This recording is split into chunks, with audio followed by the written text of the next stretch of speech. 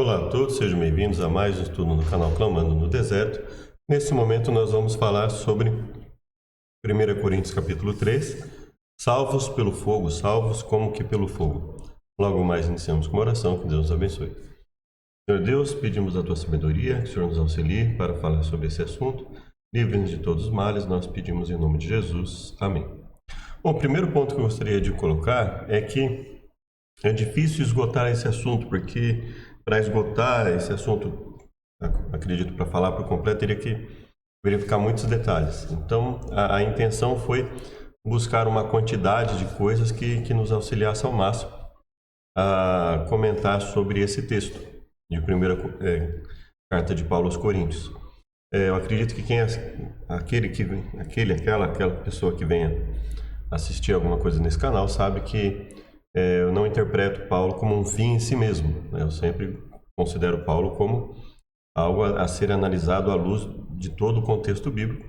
E eu não considero que Gênesis a Malaquias sejam um conjunto de livros de segunda categoria que tem que se adequar a toda e qualquer fala isolada, ou mesmo contextualizada de Mateus a Apocalipse. Pelo contrário, Gênesis a Malaquias eu considero como a base de todo o estudo.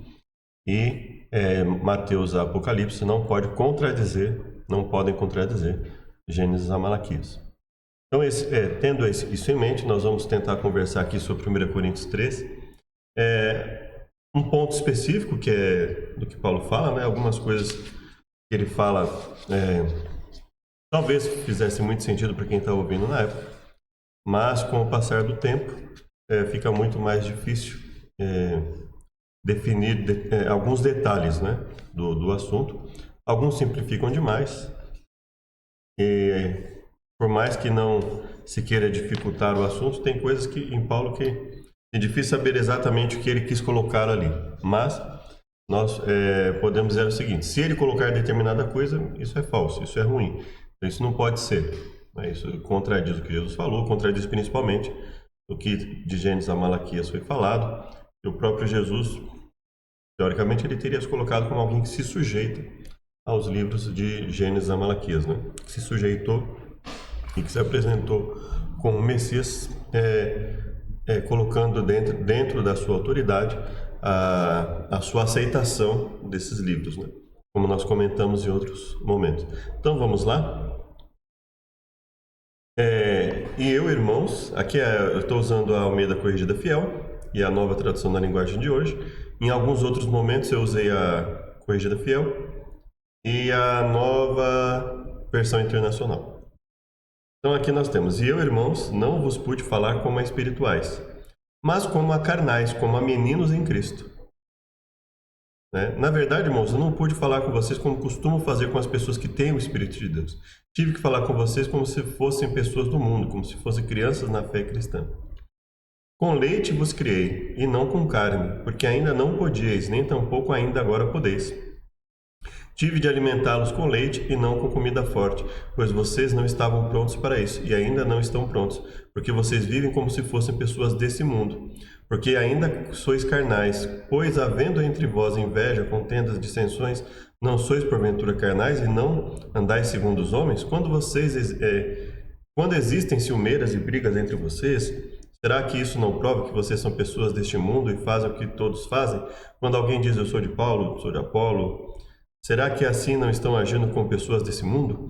Então aqui nós temos um ponto. Ele está dizendo que as pessoas ali ainda não estavam, não dá para saber se exatamente todas, mas uma quantidade considerável de pessoas ainda estava imatura espiritualmente.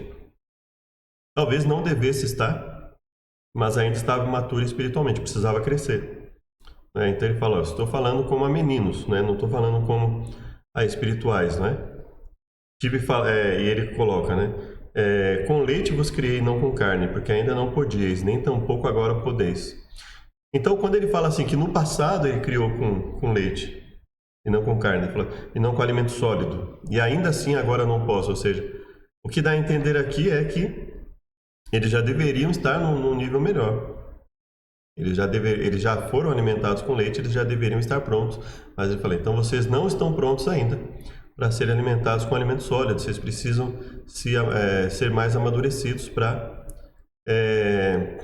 receberem coisas mais profundas, né?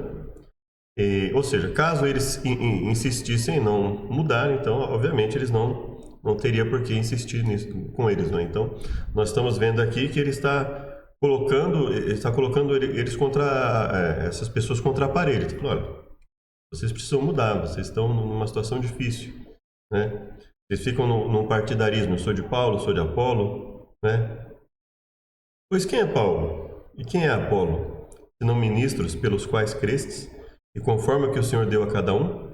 Então veja, o contexto aqui é o quê? O contexto é a pregação do Evangelho, pessoas que aceitaram o Evangelho e passaram a ser doutrinadas, ensinadas por Paulo ou por Apolo, e que aceitaram fazer parte da igreja, aceitaram trabalhar para Deus, fazer parte da igreja. Então, essa é a construção que está sendo feita, né? Eu plantei, Apolo regou, mas Deus deu o crescimento. Então, Paulo fala, olha, eu iniciei o processo aí, Apolo deu continuidade, mas Deus deu o crescimento.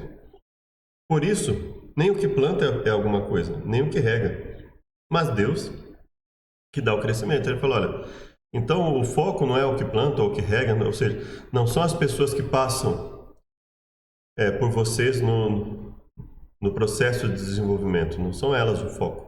Elas não são a questão principal, elas obviamente são importantes, mas elas não são a questão principal. A questão é Deus que dá o crescimento.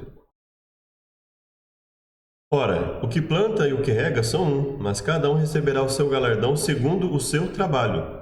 O que planta e o que rega são um, mas cada um receberá o seu galardão segundo o seu trabalho. Então, ele está dizendo aqui que esse trabalho de fazer com que pessoas não só aceitem a Jesus, mas se desenvolvam espiritualmente, né? Trazer essas pessoas para o caminho de Deus, cada um receberá o galardão segundo o seu trabalho. Porque nós somos cooperadores de Deus. Vós sois lavoura de Deus e edifício de Deus. Então, Paulo fala, nós somos os cooperadores, nós somos os que ajudam a construção, o preparo da lavoura, que vai frutificar, o preparo do edifício que vai ser desenvolvido. Então, as pessoas são esse edifício. As pessoas que passam a fazer parte do grupo de pessoas que aceitam Jesus, elas são essa lavoura e elas são esse edifício. Então, é sobre isso que ele está falando. Ele não está falando da questão da obediência individual de cada um a vontade de Deus. Ele está falando sobre esse trabalho. Ele está falando sobre esse trabalho, as pessoas que vão fazer parte do edifício de Deus. E aí ele fala, né? Vamos ler aqui na nova tradução da linguagem de hoje, né? Olha, cada um de nós faz o trabalho que o Senhor deu para fazer. Não importa quem planta ou rega, não existe diferença. Deus dará a recompensa de acordo com o trabalho que tiver feito, né? Cada um tiver feito, porque nós somos companheiros de trabalho no serviço de Deus e vocês são o terreno no qual Deus faz o seu trabalho. E ele está dizendo assim que não importa como edifica, não importa como a pessoa traz essas pessoas para o Evangelho, isso não importa. Importa que seja aceito, que a pessoa aceite Jesus, é isso que ele está falando? Não. Porque ele fala, o fundamento é Jesus, ou seja, você já deu o fundamento. Você já falou, olha, o fundamento é Jesus, tem que aceitar Jesus. Ele está falando de algo mais. Veja só. Segundo a graça de Deus que me foi dada, pus eu, como sábio arquiteto, fundamento. E outro edifica sobre ele, mas veja cada um como edifica sobre ele. Porque ninguém pode pôr outro fundamento além do que já está posto, qual é Jesus Cristo. Então assim, Jesus já foi colocado ali, a pessoa já aceitou Jesus como Salvador. Ponto. Ele não está falando sobre isso, veja o que ele está falando. É algo mais, é algo além disso. Além de aceitar Jesus como Salvador. Ele fala, olha, e é preciso continuar edificando. Essas pessoas com quem Paulo estava falando já haviam aceitado Jesus como Salvador. Ele fala, e vocês ainda são carnais. Aceitaram Jesus, mas continuam sendo carnais. Ele não fala isso como algo bom, ou como algo assim, pode continuar sendo assim e está tudo bem. Não, ele está falando como algo que é ruim. Falou, vocês já deveriam ter crescido espiritualmente e eu não posso dar alimento sólido para vocês. Tem que continuar dando leite, eu tenho que tratar vocês ainda como carnais. E ele fala, mas veja cada um como edifica sobre ele. Então ele está falando não só para eles que são o edifício e que precisam mudar, precisam melhorar como edifício, mas ele está falando, veja cada um como edifica sobre esse fundamento. Então não basta dizer para a pessoa que ela foi salva por Jesus.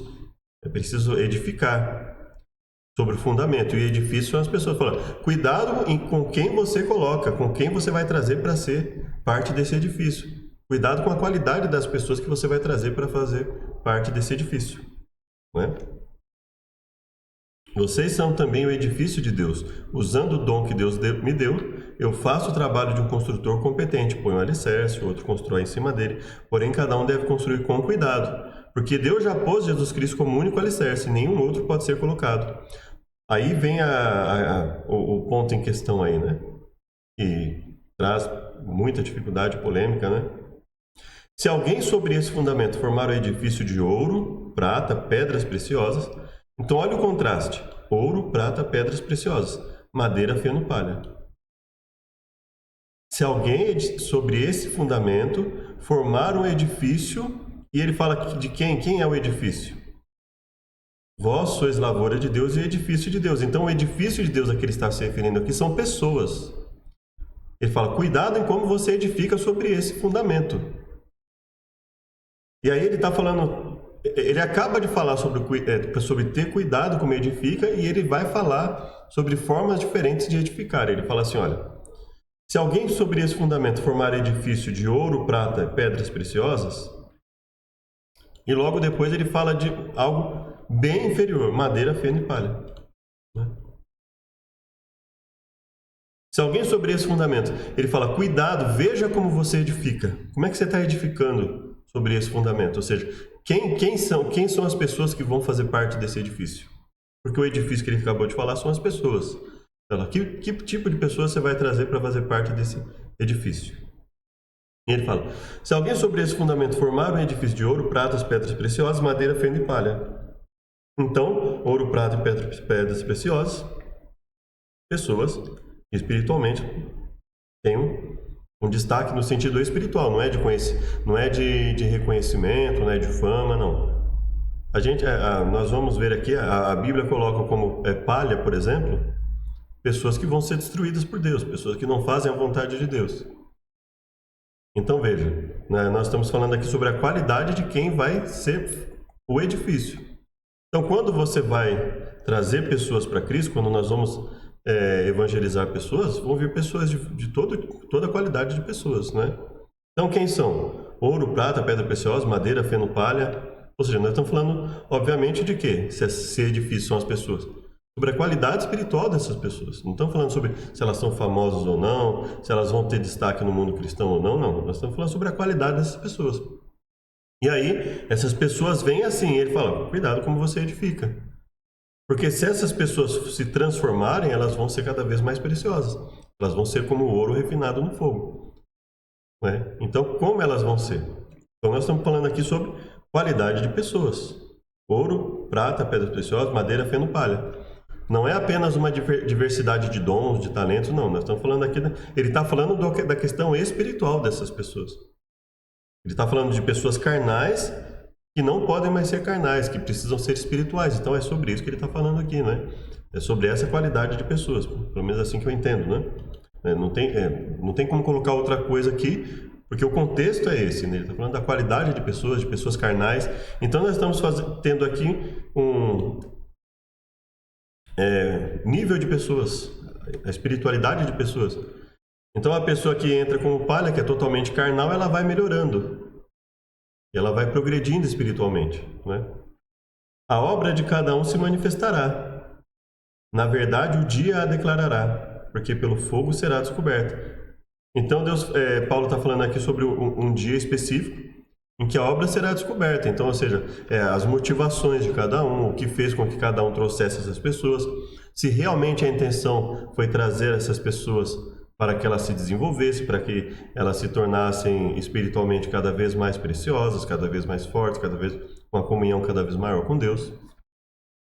E o fogo provará qual seja a obra de cada um. Que obra ele está falando aqui? Ele não está falando da obediência individual de cada um à vontade de Deus, não é isso que ele está falando.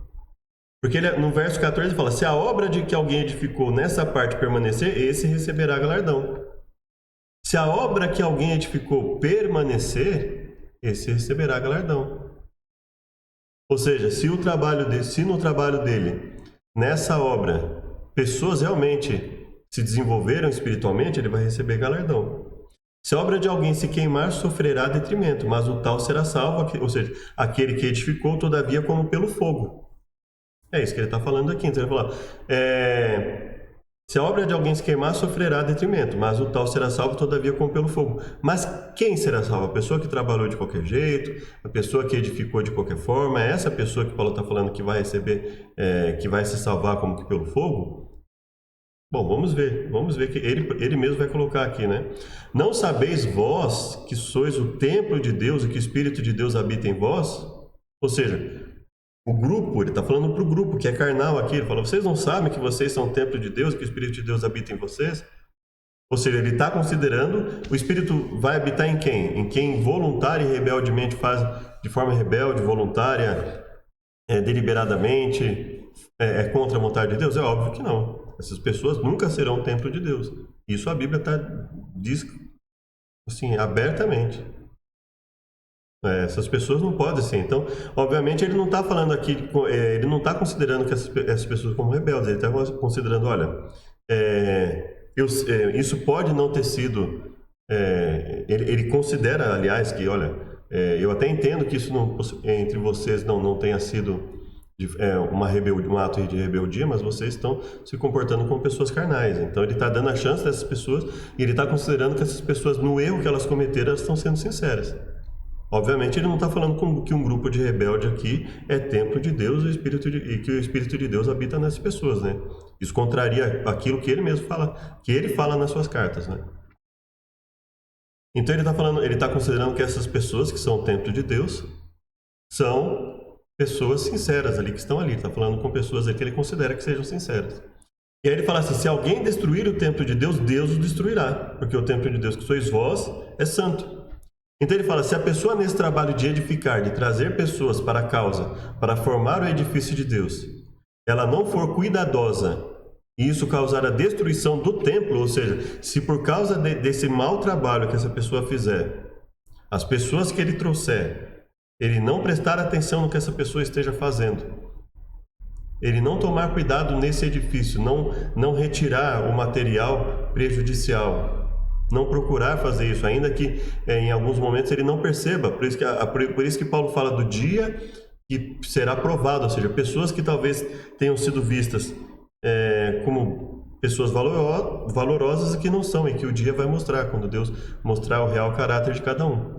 Agora, Paulo está falando que se alguém destruir o templo de Deus, ou seja, se alguém sabendo que está agindo para o prejuízo do edifício, ou seja, sabendo que há pessoas que prejudicam o templo de Deus e que essas pessoas podem causar a destruição do templo de Deus, ele continua edificando com esse tipo de material, então a Bíblia, o que Paulo fala? Deus o destruirá.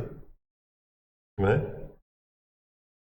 O dia de Cristo vai mostrar claramente a qualidade do trabalho de cada um, pois o fogo mostrará o trabalho. Se aquilo que alguém construir em cima do alicerce resistir ao fogo, então o construtor receberá a recompensa. Mas se o trabalho de alguém for destruído, então esse construtor perderá a recompensa, porém ele mesmo será salvo como se tivesse passado pelo fogo para se salvar. Ou seja, ele vai encontrar problemas, Isso significa que, para que ele tenha como se tivesse passado pelo fogo para se salvar, isso significa que nesse trabalho vai ser verificado cada detalhe, cada motivação dessa pessoa na edificação. Por que o edifício dele não permaneceu? Por que o edifício dessa pessoa, dela, não permaneceu? Se a pessoa fez o que esteve ao seu alcance, mas aquele edifício, aquele grupo de pessoas não foi digno, ela vai ser salva como se tivesse passado pelo fogo. Agora, veja que dificilmente alguém que faz o trabalho de Deus de forma coerente não vai ter nenhuma parte do edifício que que se sustente, ou seja, não vai ter ninguém que ela tenha alcançado que se sustente, mas isso pode acontecer, né? Nós vemos casos na Bíblia de profetas de Deus, pessoas que foram inspiradas por Deus, que pregaram e que ninguém aceitou, e elas sofreram muito, né? Elas passaram por grandes problemas para permanecerem. Então veja assim, essa parte de Paulo, que é uma parte polêmica, não dá para negar que essa colocação de Paulo poderia ter feito muito sentido na cabeça dele quando ele falou, mas é algo realmente muito polêmico, não tem como negar isso. Agora, o que ele está falando aqui é que a pessoa que voluntariamente agiu sabendo que poderia ou que estava destruindo o edifício de Deus com as suas atitudes, com as pessoas que ela estava trazendo, ela vai ser destruída. Ele fala, porque o templo de Deus que sois vós é sagrado. Então ele está falando, ele não está considerando aqui a pessoa que agiu de qualquer forma, que evangelizou de qualquer forma, que trouxe levou qualquer pessoa para fazer parte do grupo de pessoas que servem a Deus, o corpo de Cristo ali. Ele não está falando desse tipo de pessoa, ele está falando de uma pessoa que se dedicou, mas que... E aí Deus vai provar a motivação de cada um, né? Para fazer isso. A pessoa que prega a mensagem de Deus, ela vai ser recompensada? É óbvio, a Bíblia fala isso. Nós vamos ser recompensados não pela quantidade de pessoas que nós salvamos, mas pela dedicação em pregar o Evangelho. A Bíblia fala isso. Então, essas pessoas vão ter recompensa, sim. Então, que assunto especificamente? Essa pessoa perderá a recompensa em que aspecto? Ela não vai ter nenhuma recompensa? É óbvio que ela vai ter recompensa. Se ela vai ser salva, ela vai ter recompensa por ter pregado o Evangelho. Então, nós podemos falar aqui de uma recompensa diferenciada, uma pessoa que procurou trabalhar e trazer para o corpo de Cristo e desenvolver no corpo de Cristo pessoas cada vez mais amadurecidas espiritualmente, fazendo com que a escória saísse. Eu acredito que seja isso. Então, a pessoa que foi mais firme nas suas determinações e às vezes comparado com aquela pessoa que, buscando fazer a vontade de Deus, cometeu falhas ali e permitiu que determinadas coisas que não chegaram a destruir o corpo de Deus, não chegaram a trazer um prejuízo considerável ao edifício de Deus, mas por alguma falha ficaram ali e a obra acabou não. E isso se alastrou de alguma forma e na hora do fogo ali não permaneceu. Mas o edifício estava lá, de alguma forma. Como? Essa é uma fala realmente polêmica, né? Mas o que nós percebemos aqui, a obra que Paulo está falando não é a nossa obediência, não é uma questão, porque nós somos salvos pela fé, então não importa as obras. Não, não é isso que ele está falando, né? Ele está falando aqui sobre a questão do edifício, ou seja, de trazer pessoas pelo Evangelho para obedecerem a Deus. E ele está falando da qualidade de pessoas ali. Pessoas, umas que são como ouro, prata e pedras preciosas, e outras que são como madeira, feno e palha. Bom, e o fogo, em relação ao ouro, prata e pedra preciosa, ele purifica. Ele tira a impureza e deixa o material melhor. Agora, em relação à madeira, feno e palha, o que ele faz? Ele destrói. Então, não tem como, não vejo como interpretar de outra forma isso, né? Ou seja, que é óbvio que quando você vai evangelizar, nós sabemos que vai ter todo tipo de pessoa, não vai ter só a pessoa que busca servir a Deus de coração e com toda a sinceridade, vai ter todo tipo de pessoa. Agora, como nós vamos trabalhar isso? Nós vamos trabalhar de forma a purificar cada vez mais o edifício ou não, né? Então, ao mesmo tempo que Paulo fala aqui da necessidade de ter paciência com aqueles que ainda são carnais, ele também não deixa de advertir, ele também não deixa e nós vamos ver outros pontos aqui, ele não deixa de ter atitudes bastante enérgicas para que o edifício continue mantido, apesar de ainda ter pessoas que podem ser classificadas ali como madeira, feno e palha. Então nós vemos que é basicamente isso que ele está falando, né? Não sabeis vós, nós já lemos, né? Se alguém destruir o templo de Deus, Deus o destruirá. Ninguém se engane a si mesmo. Se alguém dentre vós se tem por sábio nesse mundo, faça-se louco para ser sábio.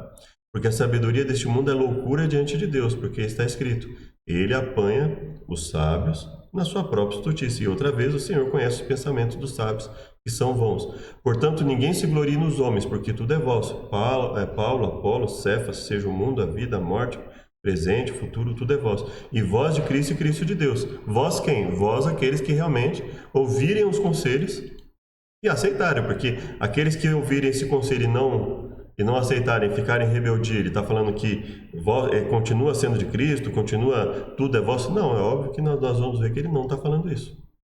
Não é? Vamos lá agora para o capítulo anterior a esse, que é o capítulo 2 de 1 Coríntios. Quando fui ter convosco, não fui com sublimidade de palavra ou sabedoria. Essa sabedoria que ele está se referindo aqui, ele fala que é sabedoria humana. E ele fala que ele não foi com isso que ele foi lá, né? Estive convosco em fraqueza, temor e tremor. Entretanto, falamos, veja só, ele fala assim, eu não fui falar com sabedoria, mas que sabedoria ele está falando? Porque aqui no verso 6 ele fala assim, ó, falamos de sabedoria entre os maduros, mas não da sabedoria desta era ou dos poderosos dessa era, porque estão sendo reduzidos a nada. Falamos da sabedoria de Deus, do mistério que estava oculto. Então ele fala assim, não é que eu não trago palavras de sabedoria, óbvio que eu estou trazendo palavras de sabedoria, mas eu estou falando de sabedoria divina, não de sabedoria humana. Essa é a colocação que ele está falando, está trazendo, né? E que ele está fazendo. Sabedoria de Deus, nenhum dos poderosos entendeu, mas Deus revelou a nós por meio do Espírito. Porque qual dos homens sabe as coisas do homem, senão o Espírito do homem que nele está? Nós não recebemos o Espírito do mundo, mas o Espírito que provém de Deus.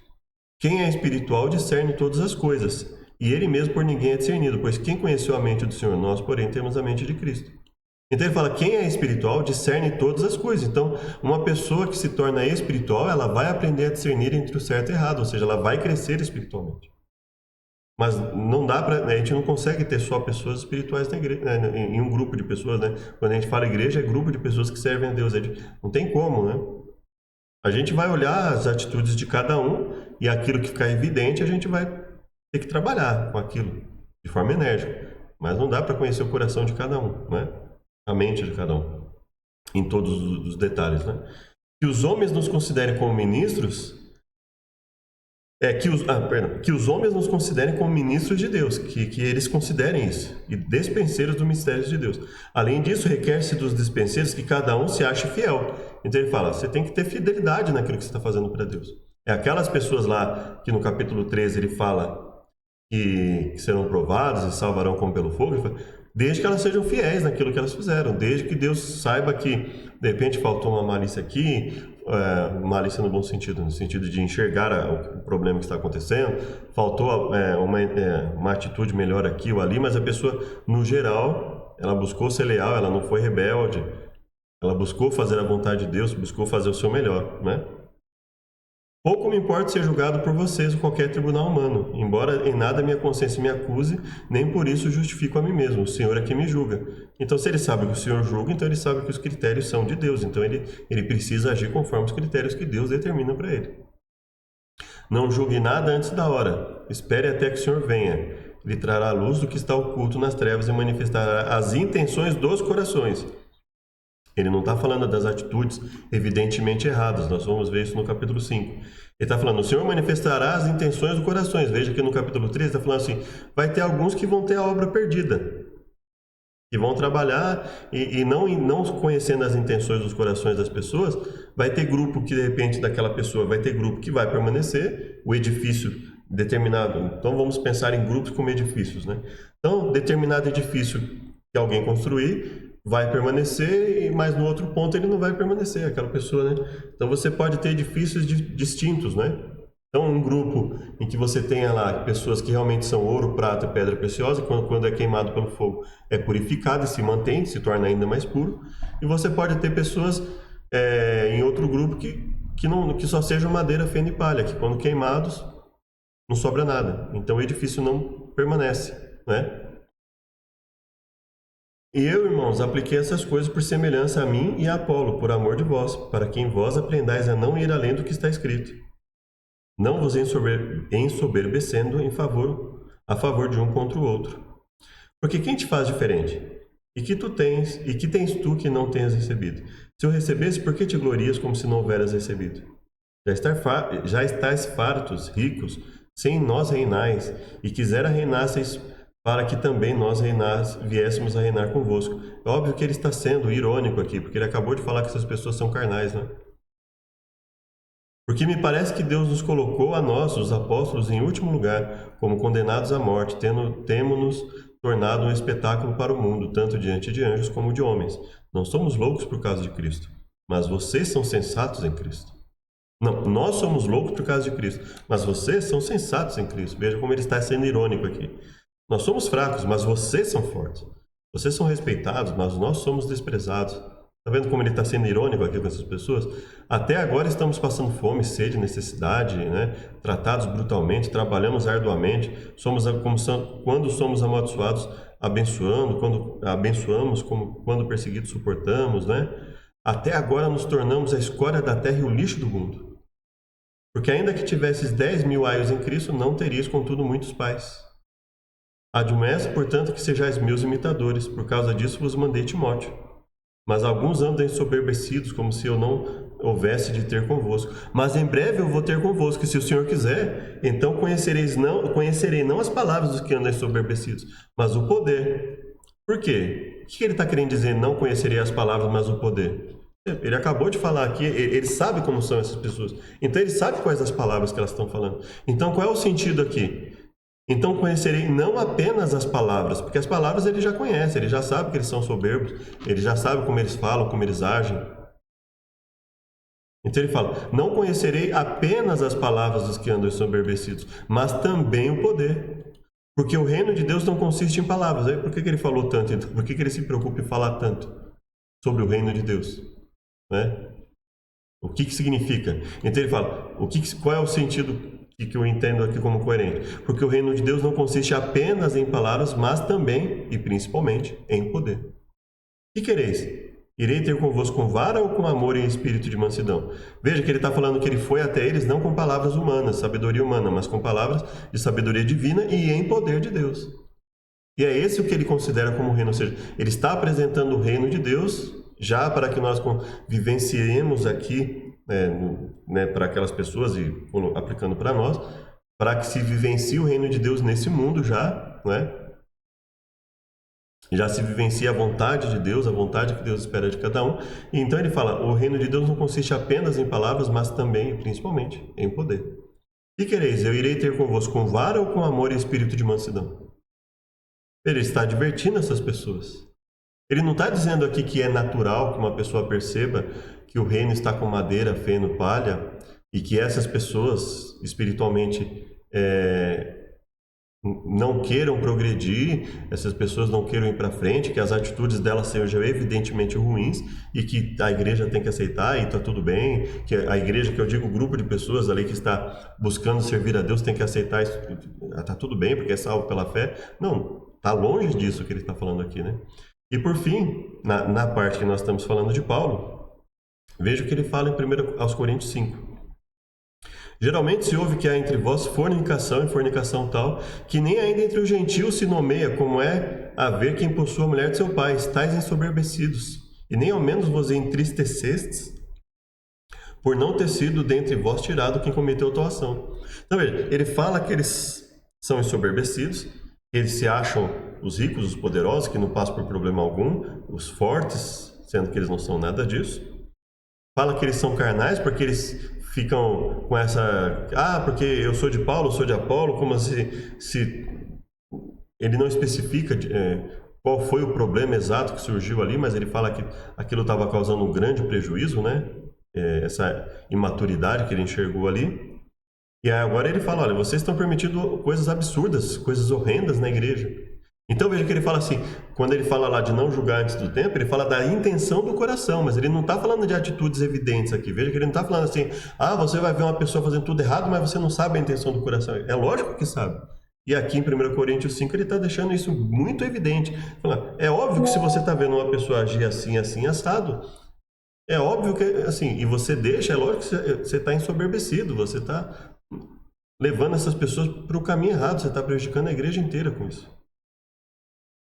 Aí nós vamos lá então, verso 3. Apesar de eu não estar presente fisicamente, estou com vocês em espírito. Ou seja, a minha mente está atenta, eu estou sendo informado sobre o que está acontecendo aí.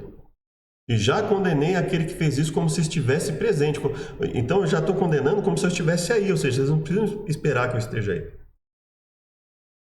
quando vocês estiverem reunidos em nome do nosso Senhor Jesus, estando eu com vocês em espírito, estando presente também o poder de nosso Senhor Jesus Cristo, ou seja, estando aí a minha carta, vocês lendo a minha carta, sabendo qual é a minha vontade em relação a isso, quando vocês forem se reunir, saibam que a minha vontade é essa, eu já estou expressando, como se eu estivesse aí, vocês não precisam esperar que eu esteja aí.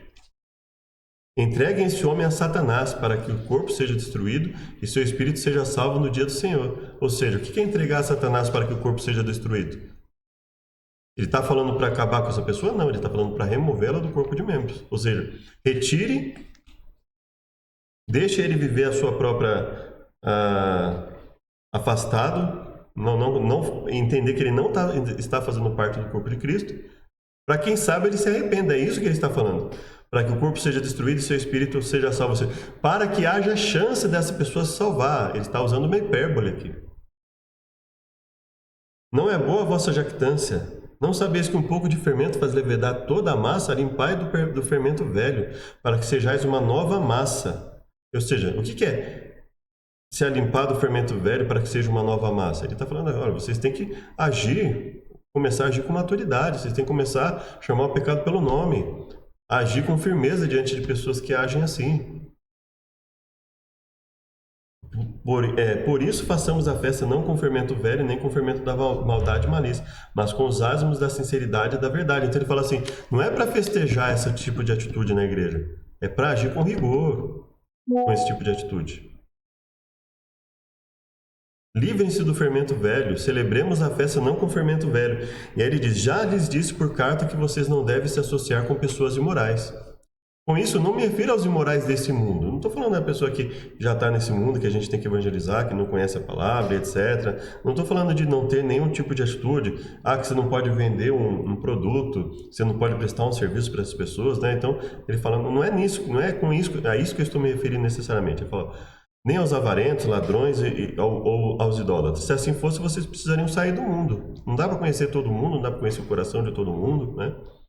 Agora, ele está falando de coisas evidentes. Veja que ele tratou de algo evidente. A pessoa estava indo lá publicamente, cometendo um erro, a igreja toda sabendo, e as pessoas não estavam fazendo nada, né? Ele fala, mas agora estou lhes escrevendo que não deve associar-se com qualquer que, dizendo-se irmão, seja notadamente, verificadamente. É público, é notório ou mesmo que não seja público ainda, mas que seja notório a questão. E que muitas vezes precisa ser levada para a igreja, assim como Jesus falou, né? Disse, muitas vezes levar o caso para a igreja, caso a pessoa não mude, caso ela não se arrependa, né? Só que ele está falando de algo público e notório, que aqui ele está falando, olha, uma pessoa que dizendo-se irmão, seja evidentemente, notadamente, notoriamente, imoral, avarento, idólatra, caluniador, alcoólatra, ladrão, com tais pessoas vocês nem devem comer. Pois, como haveria de julgar os de fora da igreja, não deve você julgar os que estão dentro, Deus julgará os de fora. Expulse esse perverso do meio de vocês. Então veja, não tem como ser mais enfático que isso. Ou seja, lá no capítulo 13, ele deve ser lido em conjunto com a carta inteira. Ele não está falando da nossa questão de obediência, ou seja, não importa a sua comunhão com Deus, você vai se salvar a si mesmo, não é isso que ele está falando. Ele está falando que obra ali, qual obra especificamente? Da construção do edifício, ou seja, as pessoas que estão sendo trazidas para fazer parte do edifício de Cristo e como elas estão sendo trabalhadas por nós, como evangelistas, etc. Né? E ele fala, não é para você passar a mão na cabeça diante de situações públicas e notórias, não é para você ver a igreja se comportando de forma carnal e não fazer nada. Ele está deixando muito evidente isso. Ele fala, se você estiver fazendo tudo isso, se você não estiver fazendo tudo isso, ele está deixando evidente aqui o quê? Está destruindo o templo. E se estiver destruindo o templo, Deus destruirá no último dia.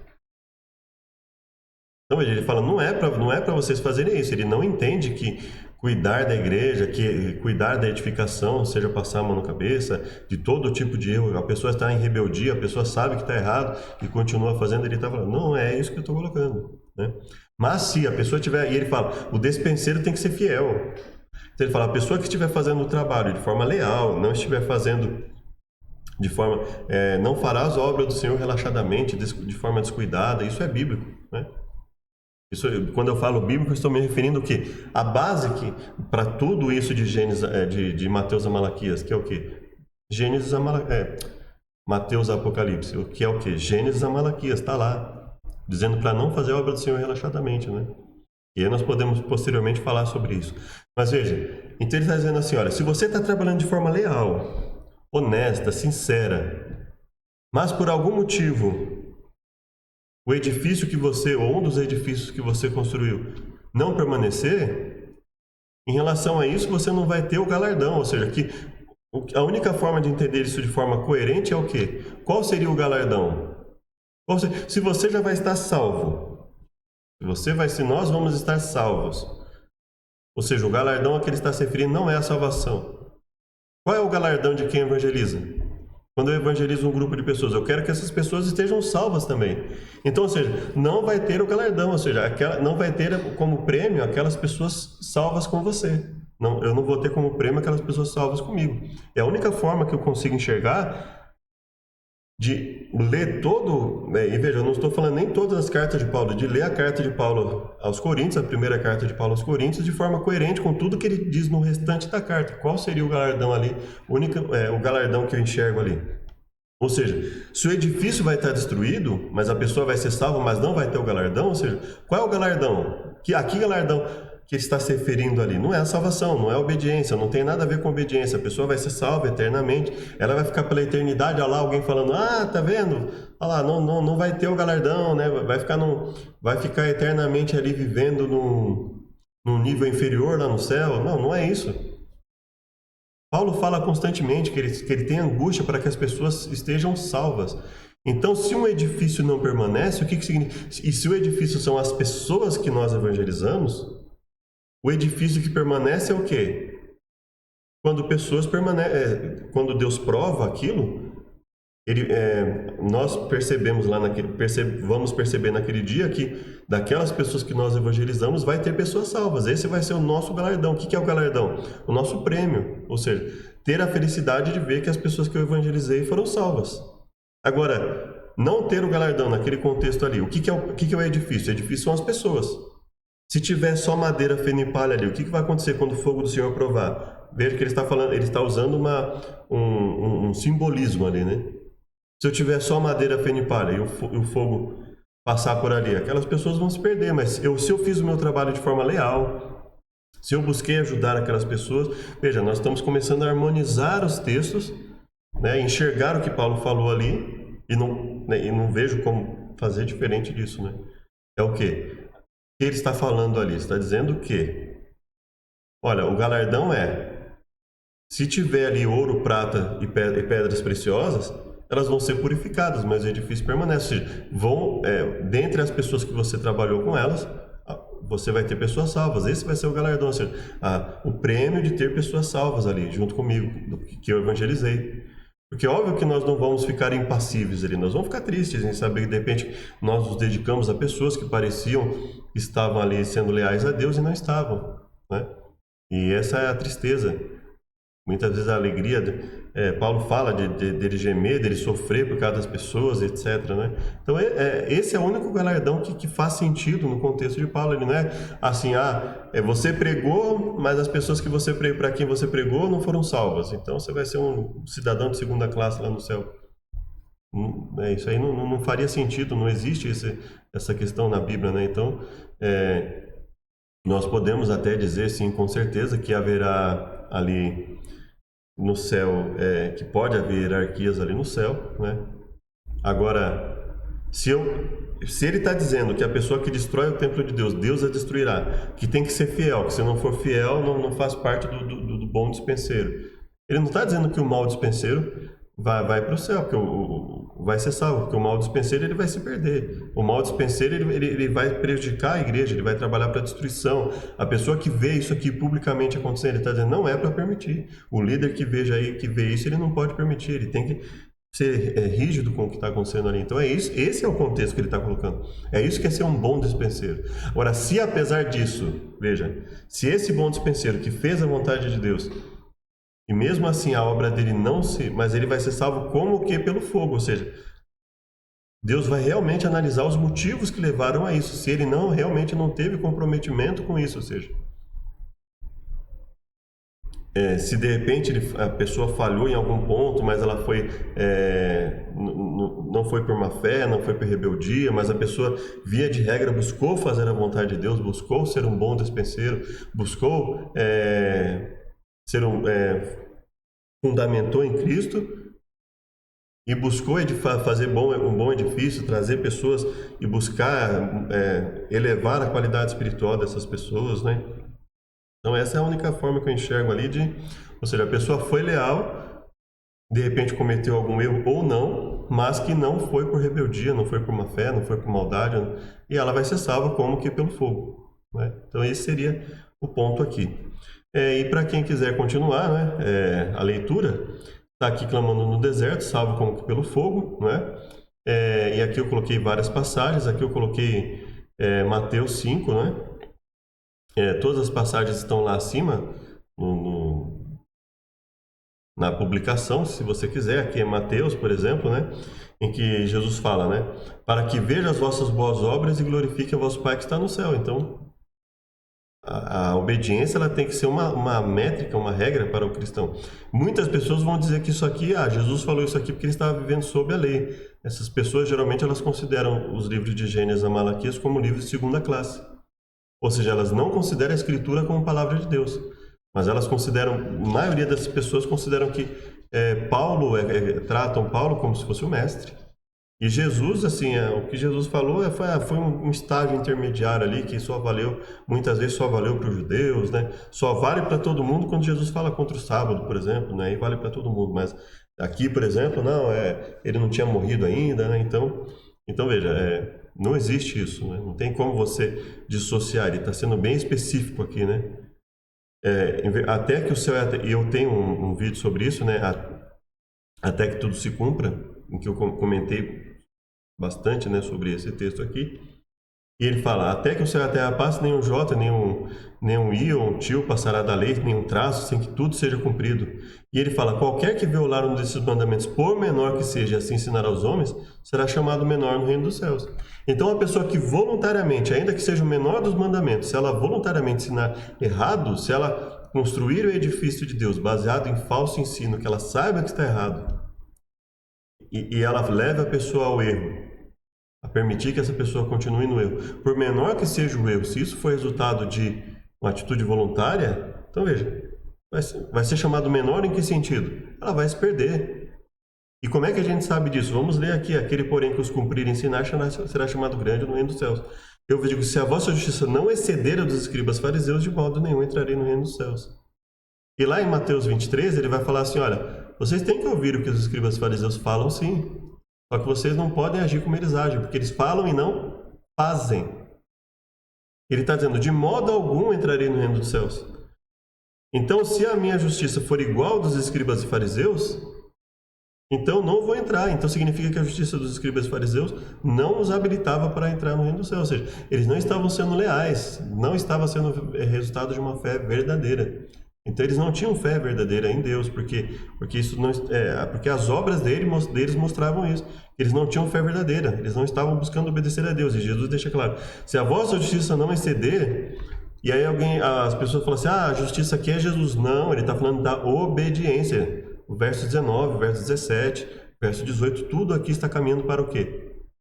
Para a obediência aos mandamentos. Então ele fala, se a vossa obediência não for verdadeira, se vocês só falarem e não fizerem, assim como os fariseus, que até ensinam muita coisa correta, que eu aconselho vocês a obedecerem, mas não estiverem de acordo com a vontade de Deus, de modo algum vocês vão entrar no reino dos céus. Então, obviamente que ele está falando aqui, qualquer que violar um desses mandamentos, por menor que seja, assim ensinar aos homens, ou seja, sabendo que está errado, violar e ensinar errado, essa pessoa não vai entrar no reino de Deus. É óbvio que ele não está falando aqui de uma hierarquia lá no céu, né, nesse ponto aqui. Ainda que isso venha a existir, vai ser por outro motivo, mas não por isso. Uma pessoa que voluntariamente ensine o erro, ela não vai ser salva, simples, é isso que o texto está dizendo, né? Veja só, qualquer que disser louco será réu do fogo do inferno. Ele está falando da desobediência a um dos mandamentos aqui. E ele está dizendo, se uma pessoa fizer isso basta para que ela seja réu no fogo do inferno. Então o que ele está falando aqui? Nós não vamos entrar no detalhe aqui de Sheol, de Gehenna, nada disso, né? Simplesmente está dizendo o seguinte, ó, qualquer que matar será réu de juízo, e ele fala, qualquer que se encolerizar e se disser louco será réu do fogo do inferno. Então ele está dizendo, se a pessoa voluntariamente permanecer nisso, se você combinar isso com o que está dizendo aqui, de violar um desses mandamentos, por menor que seja, ensinar aos homens, será chamado menor, obviamente ele está falando da perdição. Basta comparar com o que está aqui, ó. De ser louco, será réu do fogo do inferno. Qualquer que atentar uma mulher para cobiçar, já no seu coração cometeu adultério. E veja, o que ele fala é como complemento dessa passagem aqui. Se o teu olho te escandalizar, arranca-o e atira para longe de ti. Pois é melhor que perca um dos seus membros do que todo o seu corpo seja lançado no inferno. Ou seja, veja aqui, se por esse erro aqui você permanecer, você está perdido. Se por esse erro aqui você permanecer voluntariamente nesse erro, você está perdido. Se a tua mão direita te escandalizar, se você... Veja, ele está falando de um ato individual. Aquele ato lá é suficiente para, se for voluntário, para se perder. Esse ato aqui é suficiente para se perder. Então ele está deixando claro que o ser chamado menor no reino do céu ali é não fazer parte do reino de Deus, não entrar no reino de Deus. Se, porém, não perdoardes aos homens as suas ofensas, o Pai não perdoará as vossas ofensas. Isso significa o quê? Significa não ser salvo. Uma atitude. Se nós ficarmos voluntariamente, não buscarmos nos afastar dela, lutarmos contra ela. Então, cada uma das nossas atitudes, Deus olha se nós estamos fazendo aquilo de forma voluntária, em que sentido? Nós estamos lutando contra ela. E pior ainda, ele fala de uma pessoa que está voluntariamente no erro, e lá acima, no capítulo 5, ou seja, não satisfeita muitas vezes em fazer o erro, a pessoa ainda ensina o erro para as outras pessoas. Antes, os membros do corpo que parecem os mais fracos são necessários. Aqui, nós temos o quê? Aqui o próprio Paulo falando, né? Olha, os membros do corpo que parecem mais fracos são necessários. Ou seja, olha, mesmo aqueles mais fracos, mesmo aqueles que estão se desenvolvendo, desde que eles sejam leais, desde que eles não estejam em atitude de rebeldia voluntária, como no caso de 1ª carta aos Coríntios, capítulo 5, se um membro padece, todos os membros padecem com ele. Se tem problema, e aí nós podemos falar aqui sobre a importância do membro, de repente, a visibilidade dele na igreja, e pode ser que Paulo esteja falando aqui nessa parte, nós não vamos entrar, né, para não alongar demais o vídeo. Mas veja, vós sois corpos de Cristo, e seus membros em particular. E ele fala que se um membro padece, todos os membros padecem. Então, na construção do edifício, nós temos que analisar, o membro está sofrendo, por que ele está sofrendo? O que está acontecendo com ele? Ou seja, temos que dar atenção a todos, não só aqueles que têm mais visibilidade, né? Mas a atenção a todos.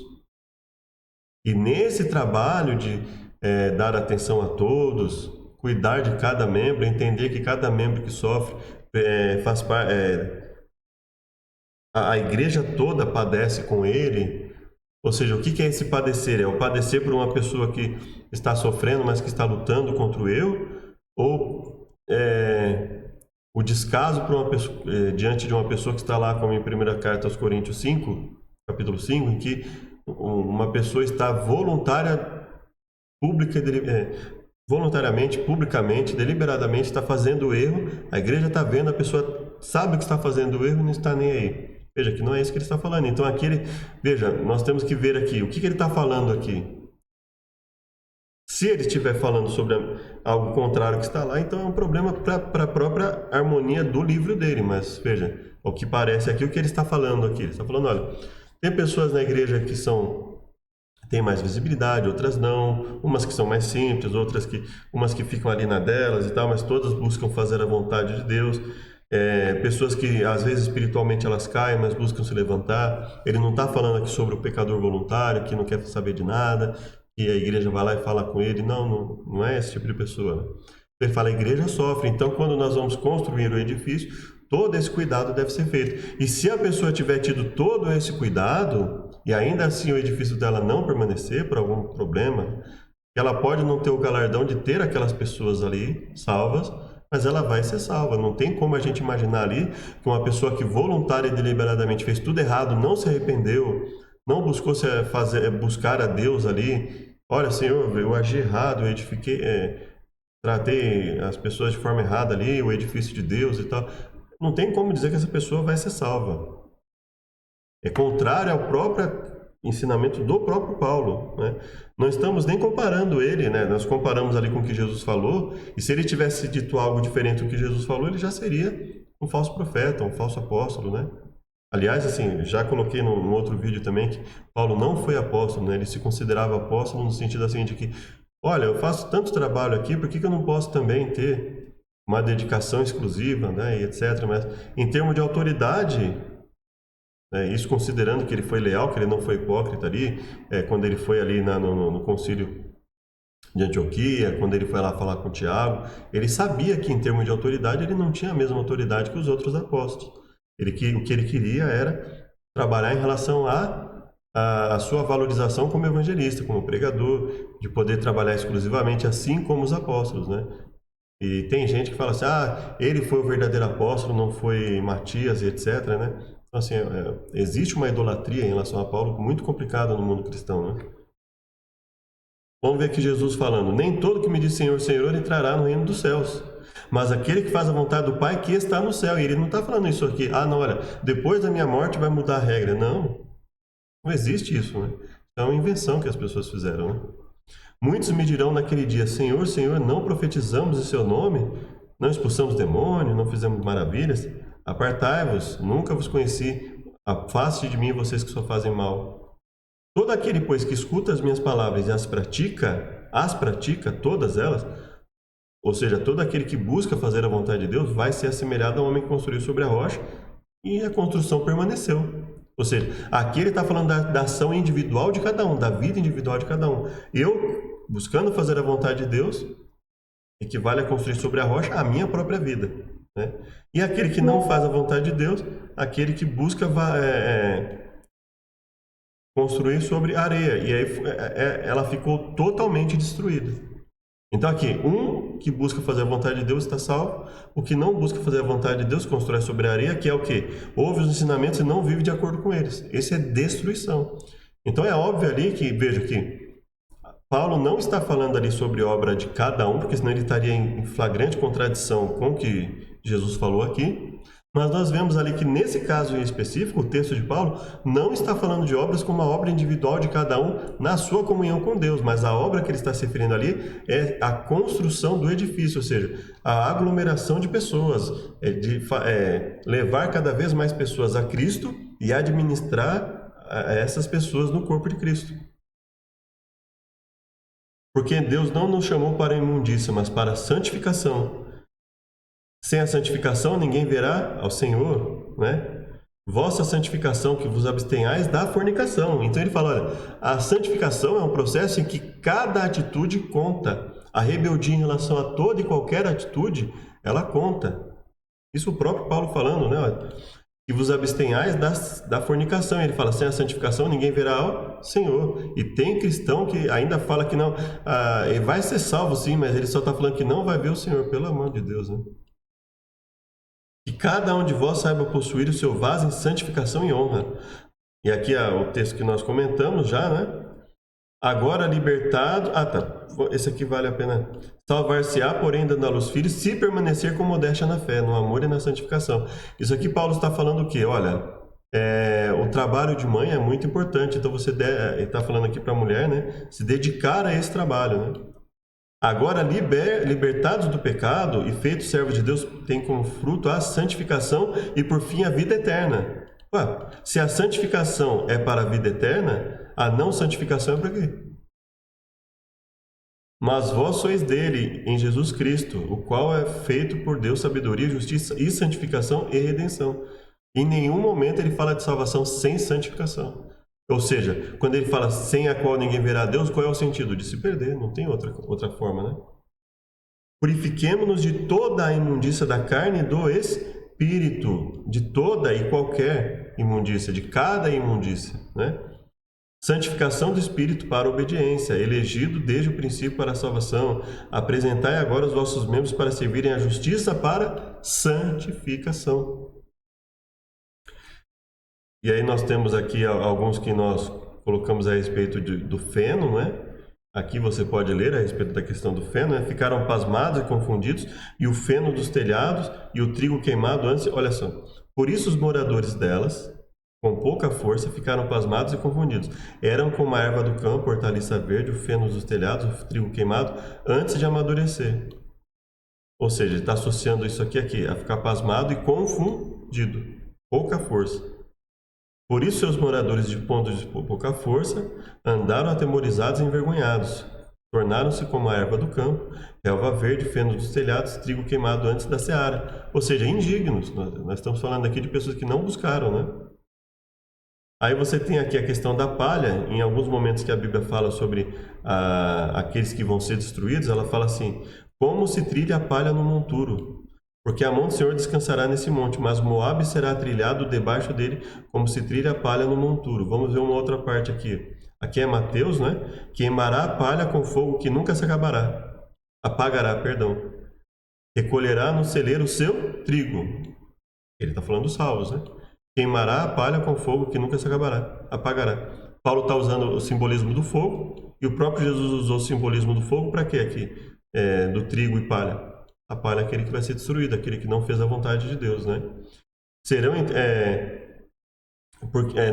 porque ainda se entrelaçem como espinhos e se saturem do vinho como bêbados, serão inteiramente consumidos como palha, com a palha seca. Queimará a palha com fogo que nunca se apaga. Que tem a palha com o trigo, diz o Senhor. Jeremias 23, 28. O profeta que tem um sonho, conte o sonho, e aquele que tem a minha palavra, fale a minha palavra com verdade. Que tem a palha com o trigo, diz o Senhor. Ou seja, que tem a verdade com o erro? Que tem o erro com a verdade? Não tem. Então, se ele está fazendo uma comparação aqui para falar a verdade, nesse contexto a palha seria o quê? A mentira. E o trigo a verdade. Ou seja, a palha sendo colocada de forma negativa. Ou seja, num contexto de destruição final, a palha é aquele que vai ser destruído, aquele que não fez a vontade de Deus. Aqui, nesse contexto, a palha seria o equivalente à mentira, né? Pelo menos assim que eu entendi. E aí, aqui em Jeremias 23, né, do 25 ao 31, ele fala aqui do profeta que mente, que não faz a vontade de Deus. E aí é onde ele vem com essa pergunta. Ele fala: porventura a minha palavra não é como fogo e como um martelo que esmiuça a pedra? Então, aqui no contexto, nesse contexto, o que nós entendemos aqui? Ou seja, não é para fazer a vontade de Deus de qualquer jeito, não é para dizer aquilo que Deus não revelou, e etc., né? E a casa de Jacó será como fogo, de Josué como chama, de Esaú como palha, e se acenderão contra eles e os consumirão, e ninguém mais estará da casa de Esaú, porque o Senhor falou. Veja, geralmente ele fala de a palha no contexto de algo que vai ser destruído, e não permanece. A língua, como a língua de fogo consome a palha, o restolho se desfaz pela chama, assim será a raiz como podridão. Então, veja, basicamente é isso, né, que nós vemos aqui. E aí, quando nós vamos falar sobre igreja, né? Sobre a questão das igrejas de Deus, né? Olha só aqui, a questão de igreja. Nós temos muitas passagens, né? De Mileto mandou a Éfeso chamar os anciãos da igreja, um grupo de pessoas para administrar a igreja, confirmando as igrejas. Se não escutar a igreja, considera como gentil e publicano. Isso Jesus falou em Mateus, né? Primeiro fala individualmente, depois fala com testemunhas. Não se arrependeu, não quer mudar, leva para a igreja. A igreja já deu a última chance, a pessoa não quer, trata como gentil e publicano, que é o contrário de tratar como irmão nesse contexto aqui, né? E aqui conselhos para as igrejas, né? A igreja que está na sua casa, o que seria a igreja? O grupo de pessoas, o edifício, o grupo de pessoas que se reúne para servir a Deus. Quem tem ouvidos, ouça o que o Espírito diz às igrejas. Ou seja, ele está falando aqui, é necessário que cada pessoa individualmente e o grupo de pessoas ali busque ouvir, e cada um individualmente trabalhe para si mesmo. Então ali não é a obra individual de cada um, né? Me oprime cada dia o cuidado de todas as igrejas. Paulo falando aos Coríntios, me oprime cada dia o cuidado de todas as igrejas. Então, veja a tamanha preocupação dele. Então, qual seria o galardão de Paulo em relação a essas pessoas? Ver pessoas com as quais ele está trabalhando ali salvas, né? De sorte que as igrejas eram confirmadas e cresciam em número. Deus não é de confusão, senão de paz, como em todas as igrejas dos santos, em todas as igrejas dos santos. Então ele está falando assim que existe um padrão. Quando a gente busca fazer a vontade de Deus, existe um padrão visível daqueles que fazem a vontade de Deus. Ainda que haja pessoas ali e não dá para saber a intenção de todos ali, cada intenção do coração de cada um, porque nós não estamos com as pessoas 24 horas, mas ele fala que, via de regra, as igrejas de Deus vão agir como? Elas vão ter um padrão de atitude que vai ser verificável. A igreja que está em tua casa, cujo louvor está espalhado em todas as igrejas, houve um grande temor em toda a igreja e todos que ouviram essas coisas. Ou seja, existem momentos que é preciso ser rígido, existem momentos que é preciso que a igreja, que as pessoas percebam que ali não é bagunça, não é para isso, não é? Mas o que profetiza edifica a igreja, veja só. E lá ele tratou a própria igreja como um edifício, né? Como uma grande lavoura, né? Ora ele fala como corpo também, porque se alguém não sabe governar a própria casa, terá cuidado da igreja de Deus? Veja a importância da administração que ele está falando aqui. Como desejais dons espirituais, procurai abundar neles para a edificação da igreja. Então, profetizar para edificar a igreja, desenvolver cada vez mais os dons para edificar a igreja, tanto cada indivíduo como o grupo de pessoas se dedicar cada vez mais àquilo que é necessário fazer no corpo de Cristo, né? E assim sucessivamente, né? Aqui nós temos várias, se você quiser ler todas, você pode ali no site que eu mando no deserto, né? Para apresentar a si mesmo uma igreja gloriosa, sem mácula, nem ruga, nem coisa semelhante, mas santa e irrepreensível. Então, aquele que edifica, no sentido de buscar pessoas para fazerem com elas o edifício de Deus, para fundamentá-las no fundamento de Cristo, deve buscar o quê? Uma igreja que se apresente dessa forma, gloriosa, sem mácula, nem ruga, nem coisa semelhante, mas santa e irrepreensível. Ou seja, uma igreja que busque fazer a vontade de Deus, que quando as pessoas erram, elas querem mudar, elas querem fazer a coisa certa, elas não querem ficar se escondendo no pecado delas ou no pecado dos outros, ou dizendo que quem repreende está errado. Não é isso que o trabalho. Veja que dentro da própria fala de Paulo isso não se enquadra, né? Então, se tiverdes negócio em juízo pertencentes a essa vida, pondes para julgá-los com os que são de menos estima na igreja? Então, veja como o trabalho, assim, o que é a igreja de Deus? É a igreja adventista, é a igreja batista? A igreja de Deus é quem faz a vontade de Deus, ponto. Essa é a igreja de Deus. Mas eu sou batista fundamentado no concílio. Não interessa, é aquele que faz a vontade de Deus, e é isso que ele está falando aqui, né? Que busca, existem momentos que a igreja vai ter que julgar situações difíceis, eventos difíceis na igreja, e é isso que ele está falando. Ou seja, a igreja julga no conceito que Paulo está falando? Sim, ele coloca a igreja julga também. Ou seja, tem que buscar desenvolver esse edifício de forma madura para que eles estejam dispostos a tomar decisões em momentos difíceis. Assim, pois, as igrejas em toda a Judéia, Galiléia e Samaria tinham paz, eram edificadas, se multiplicavam andando no temor do Senhor e consolação do Espírito Santo. Temor do Senhor e consolação, não tem como uma coisa andar sem a outra, né?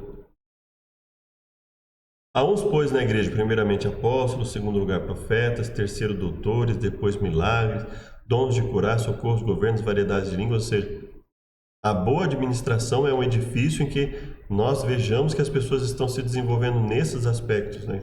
Isso é a própria colocação de Paulo, ou seja, a igreja tem que se desenvolver nesse aspecto. Ou seja, uma pessoa que esteja fazendo tudo isso, que esteja verificando isso na igreja, mas por algum motivo lá no futuro o edifício dele não permanecer, essa obra em específico, aí não a comunhão individual dele com Deus, a lealdade dele em fazer esse trabalho bem feito, então essa pessoa não vai ter o galardão de ver essas pessoas salvas.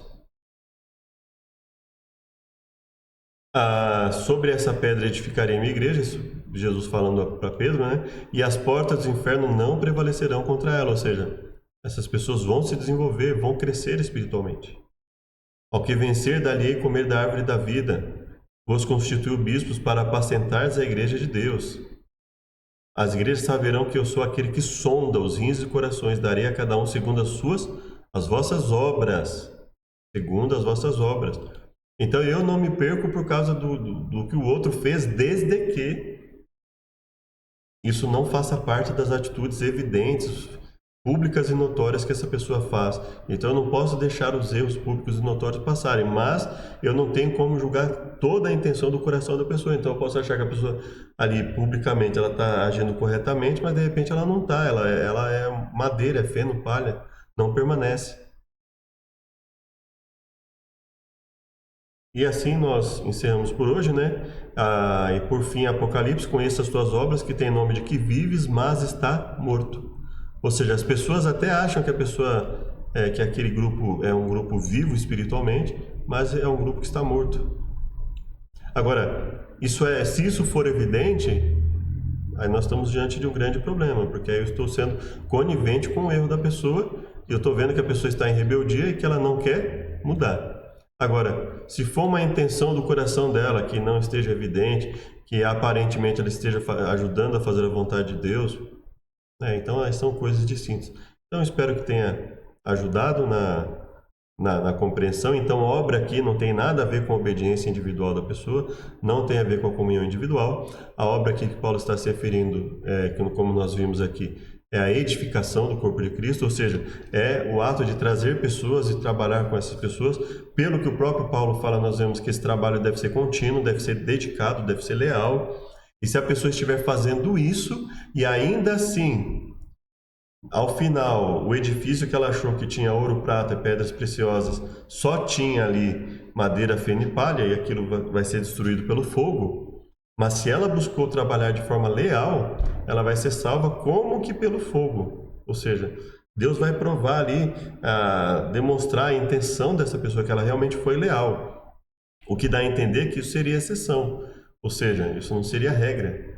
Não é regra você trabalhar com um grupo de pessoas e buscar a excelência no trabalho com essa pessoa, rigidez com aquelas pessoas que, de forma rebelde, não querem fazer nada segundo a vontade de Deus, ou nada que eu digo assim, um ato que seja, porque o próprio Jesus falou, um ato que seja. Quantas coisas nós lemos aqui, Jesus? Um ato que a pessoa esteja fazendo de forma rebelde já habilita para a destruição, já desabilita para a salvação, se ela não estiver disposta a mudar aquilo, não é?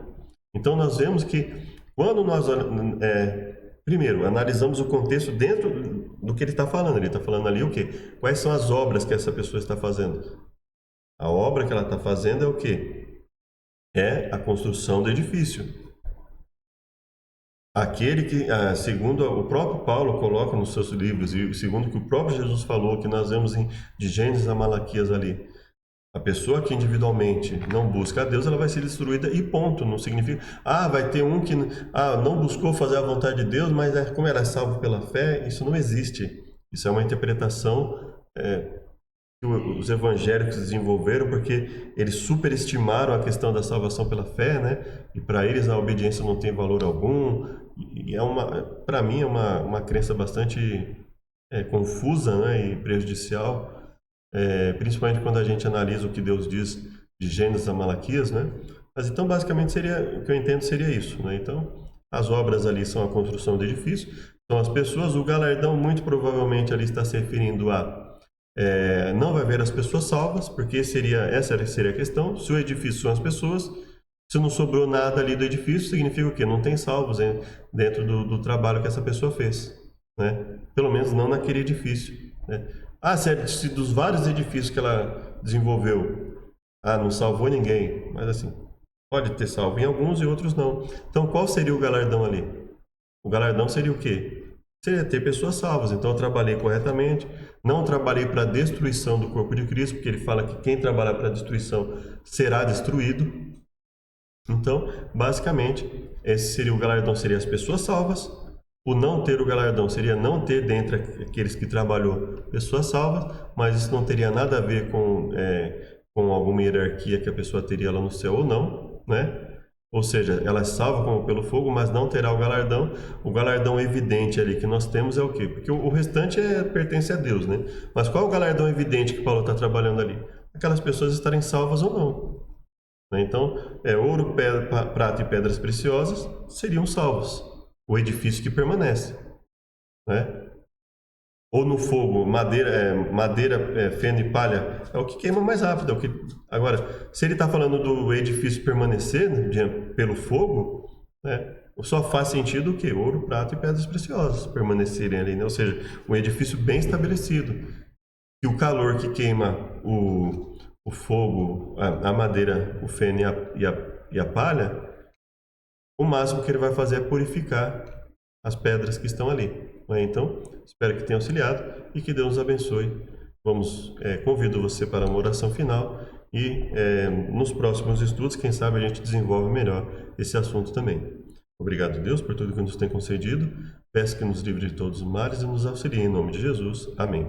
Muito obrigado e espero que você, caso venha assistir aqui, continue a nos auxiliar nesse trabalho, curtindo, compartilhando, divulgando esse trabalho e assim nós vamos tentando cada vez mais buscar uma interpretação cada vez mais contextualizada, cada vez mais melhorada das Escrituras.